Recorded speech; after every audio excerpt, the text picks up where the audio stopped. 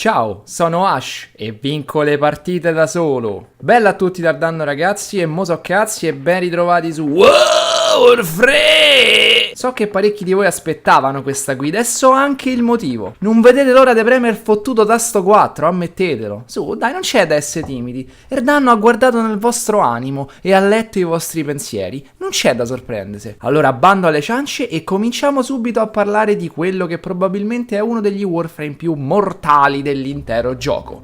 Ash. Per ottenerne gli schemi dei pezzi, ovvero chassis, elmo e sistemi, avrete bisogno di pazienza e un po' di culo, ma se date retta al buon vecchio danno, forse, e dico forse, potreste farcela in poche partite. Partiamo da un presupposto. Questi schemi sono droppati solo ed esclusivamente dai Grineer Manic. Ne hai già sentito parlare? E allora chiudi il video e vaffanculo. I Manic sono dei soldati speciali, un po' come gli Eximus, con la differenza che mentre per droppare i pezzi dell'Oberon basta affrontare missioni di livello alto, come Draco o come le sorti, che a volte hanno come condizione solo nemici Eximus, per quanto riguarda i Manic dovrete faticare di più. Appaiono solo in certe circostanze, solitamente non più di uno alla volta, e sono anche abbastanza fastidiosi da affrontare. Innanzitutto, per attirare i Manic dovrete affrontare missioni Grineer all'interno delle quali è attivo un allarme, quindi vi consiglio sopravvivenze, scavi e intercettazioni, dal momento che l'allarme è in funzione fin dal principio. Normalmente il loro arrivo si verifica dopo circa 15 minuti di sopravvivenza o dopo 5 scavatrici protette. Tuttavia, se volete accelerare i tempi, affrontate assolutamente il boss Tile Regor su Urano,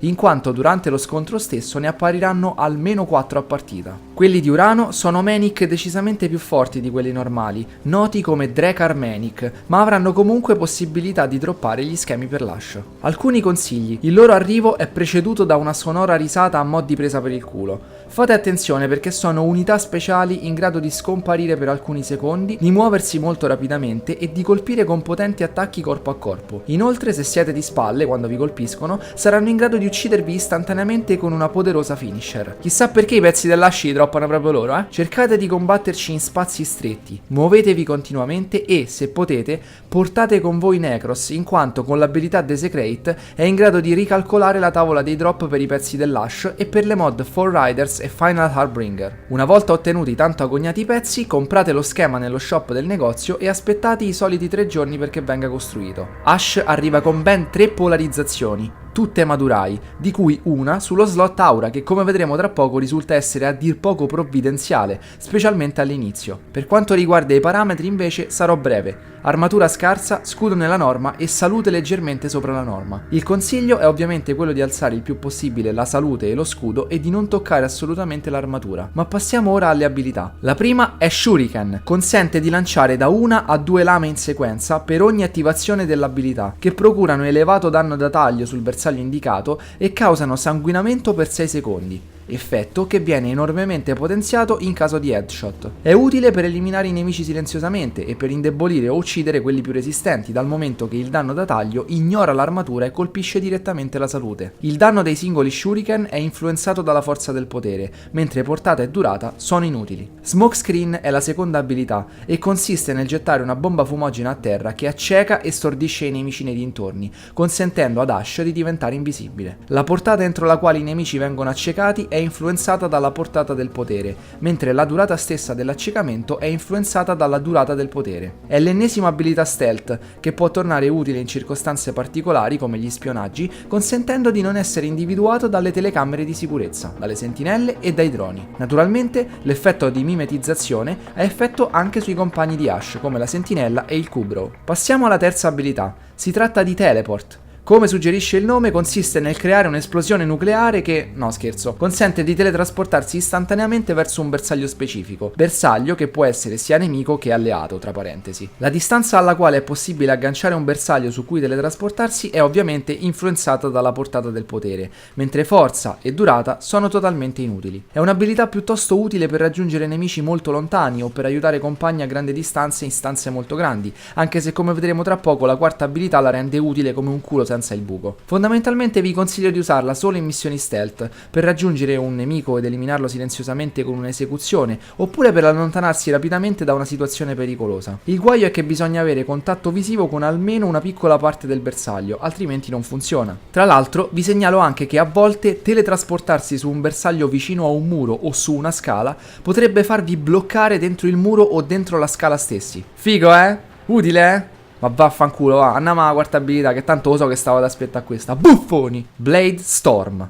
2 parole, un solo click del mouse e potrete decidere le partite da soli. Al richiamo di quest'ira di Dio, Ash e 2 suoi cloni si teletrasportano automaticamente su un'enormità di nemici entro un certo raggio d'azione, eliminandoli in sequenza con danno da finisher e causando, nel raro e malaugurato caso dovessero sopravvivere, pure danno da sanguinamento. Però io ho notato che Eximus del livello 100 non ci arrivano a sanguinare. Boh. Siccome si tratta probabilmente dell'abilità più devastante dell'intero gioco, è bene analizzarla con cura. Primo punto, il danno causato da Ash e dai suoi cloni è un danno da esecuzione che, come senz'altro saprete, è estremamente più potente rispetto a quello normale, dal momento che ignora totalmente armatura e scudo e colpisce la salute del bersaglio. Ciò rende questa abilità letale anche senza mod particolari installate. Secondo punto, questa abilità si richiama su un singolo bersaglio, anche distante, dal quale poi viene calcolato un raggio d'azione, nel quale vengono a loro volta marchiati i nemici limitrofi che diventano bersaglio di Ash e dei suoi cloni. Questi nemici marchiati da Blade Storm diventano di colore rosso, ciò significa che nell'arco di qualche secondo saranno attaccati dall'abilità e con buona probabilità eliminati. Questo segnale visivo deve essere sfruttato dagli altri giocatori, in quanto questi ultimi dovrebbero concentrare le loro attenzioni sui nemici non marchiati. Terzo punto. Durante l'esecuzione dell'abilità Ash è totalmente immune ai danni, quindi non solo non viene danneggiato mentre procede al massacro, ma annulla anche gli effetti subiti prima di richiamarla. Se per esempio si sta subendo danno da sanguinamento che sottrae salute per ogni secondo, attivando l'abilità i secondi del sanguinamento continueranno a passare, ma il danno si interromperà istantaneamente. Ne consegue che al termine dell'abilità probabilmente quegli effetti si saranno estinti. Durante l'abilità, tra l'altro, Ash ricarica il suo scudo e l'energia si ricarica attraverso mod come Energy Siphon o con poteri come Energy Overflow del Focus Zenuric. Ne consegue che probabilmente a volte con le mod giuste per l'efficienza del potere, al termine dell'abilità avrete ottenuto indietro tutta l'energia usata per attivarlo. Mica male, eh? Skill infinite. Quarto punto, quando attiva l'abilità Ash scompare dal punto in cui si trova per raggiungere il bersaglio indicato e da lì attaccare quelli limitrofi. Al termine dell'abilità però Ash ritorna nel punto in cui ha attivato il potere. Ne consegue che in questa maniera potrete attaccare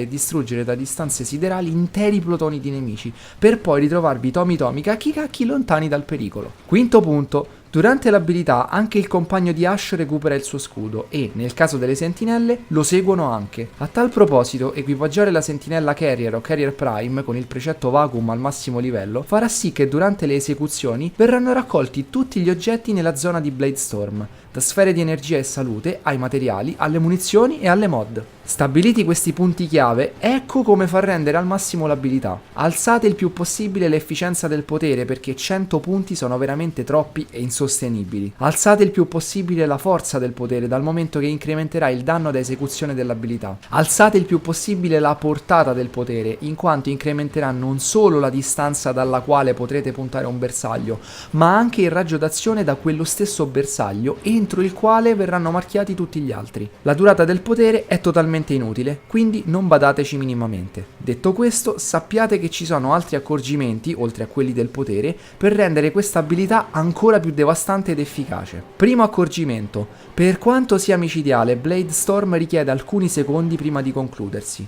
Nonostante Ash sia accompagnato da 2 cloni, al level cap attaccherà ben 18 bersagli consecutivamente, quindi potrebbe volerci un po' per riprendere il controllo del Warframe. Ci sono svariati metodi per velocizzarla. Uno di essi è attivarla durante una scivolata a terra. Un altro è quello di applicare mod che incrementano la velocità d'attacco sull'arma da mischia, come Fury. Anche le abilità degli altri Warframe come Speed di Volt o Warcry di Valkyr rendono questa abilità più rapida. Infine, come viene velocizzata, Blade Storm viene anche rallentata da mod come Spoiled Strike, che aumenta il danno dell'arma corpo a corpo ma ne abbassa la velocità d'attacco. Secondo accorgimento: Come abbiamo detto, il danno da esecuzione è già molto alto, ma è possibile incrementarlo ulteriormente. A tal proposito, la mod Aura Steel Charge risulta essere fenomenale, in quanto non solo è quella che più di tutte incrementa la capacità mod del Warframe, ma essendo anche quella con la giusta polarizzazione fin dal principio, potrete installare subito numerose mod per rendere Ash micidiale anche al minimo livello. Oltre a questo,